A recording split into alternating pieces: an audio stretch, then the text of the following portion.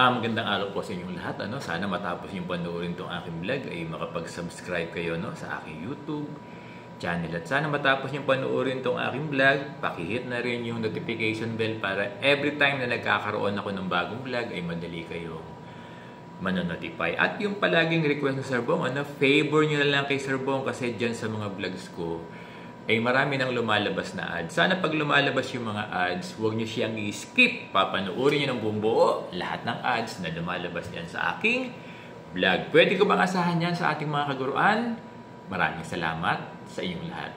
Opening of classes na naman, at itong last June 16, nagsimula na yung klase ng ating mga mag-aaral. Alam nyo, bago nag-opening of classes, inayos na ng inyong mga principal and head teachers sa LM, katulong ng principal dyan, yung mga master teachers, yung mga teaching loads ng ating mga guro. Kaya by this time, na nag-start yung klase, okay na yung mga teaching loads ng kanilang mga guro. Pero yung ibang school yata ay ongoing pa rin yung mga teaching loads ng kanilang mga guro. Tama ba, Sir Bong? Alam nyo, dapat maingat yung ating mga principals sa pagbibigay ng teaching loads ng ating mga guro kasi minsan nagiging dahilan nito na pagkakaroon ng issue among our teachers dahil sa unfair na teaching loads. Tama ba ako? Alam nyo, kahit anong curriculum ang i-apply sa ngayon, sa existing natin ay patuloy pa rin yung matatag curriculum. Standard yung legal basis ng pagbibigay ng teaching load sa ating mga guro at ito yung Magna Carta for Teachers. Alam na alam niyo yan.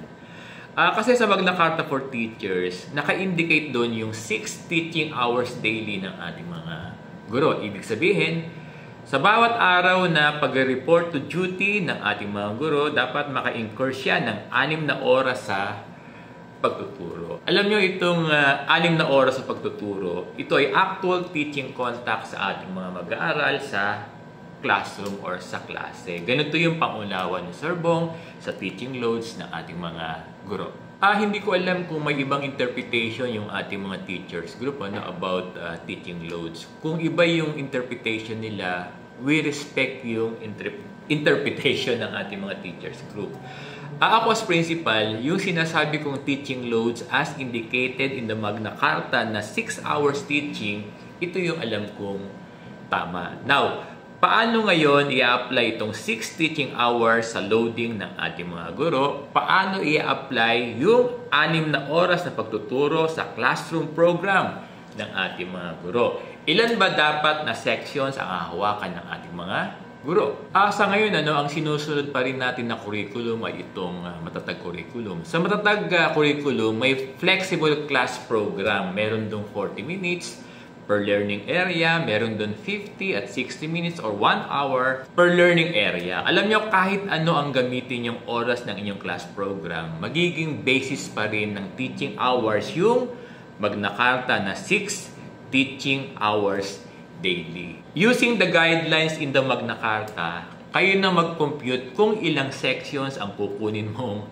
teaching loads. Kung 40 minutes kayo per learning area, hindi na applicable yung 5 plus 1 or 6 sections kasi magiging underload kayo. Alam nyo, dear teachers, applicable lang yung 5 plus 1 kung 1 hour per learning area kayo.